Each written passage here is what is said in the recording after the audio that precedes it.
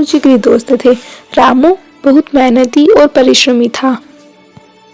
रामू हर काम को लगन और मेहनत से करता था, लेकिन श्यामू हमेशा कहता, मेहनत की क्या ज़रूरत है, जो किस्मत में लिखा है वही होगा। एक दिन वे प्रसिद्ध पंडित जी के पास गए। पंडित जी को दोनों ने अपना हाथ दिखाया। तभी पंडित जी ने रामू का हाथ देखकर कहा, तुम मेहनत से अपना भविष्य खुद लिखोगे। तुम्हारे हाथ में धन दौलत सफलता रेखाएं तभी दिखेगी जब ईमानदारी और लगन से काम करोगे। फिर उन्होंने श्यामू का हाथ देखा और तुम्हारे हाथों में तो धन दौलत की सुख समृद्धि की रेखा पहले से ही मौजूद है। तुम्हारा जीवन बहुत आराम से कटेगा।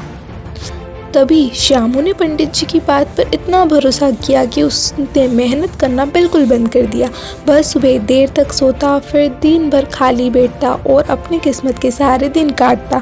धीरे धीरे उसका जीवन आलस और गरीबी में बीतने लगा। वहीं रामू ने पंडित जी की बात को प्रेरणा के रूप में लिया।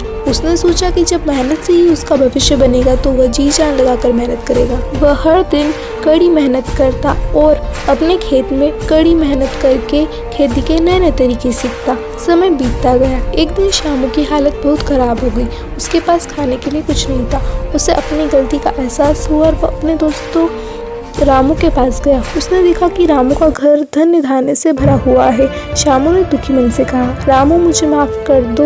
पंडित जी ने कहा था कि मेरी किस्मत अच्छी है, पर मैंने उसकी बात मानकर मेहनत करना छोड़ दिया। तभी रामू ने उसे गले लगाया और बोला, दोस्त, पंडित जी ने सिर्फ यह बताया था कि किस्मत के भरोसे बैठने वाले का क्या होगा और मेहनत करने वाले का क्या होगा।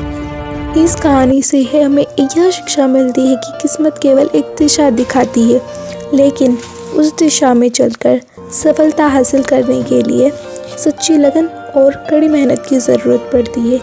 भाग्य के भरोसे बैठने से कभी सफलता नहीं मिलती है, जबकि मेहनत करने वाले अपनी किस्मत खुद लिखते हैं। ऐसे ही मोटिवेशनल वीडियोस के लिए हमारे YouTube चैनल कैरियर कंपास को सब्सक्राइब कीजिए।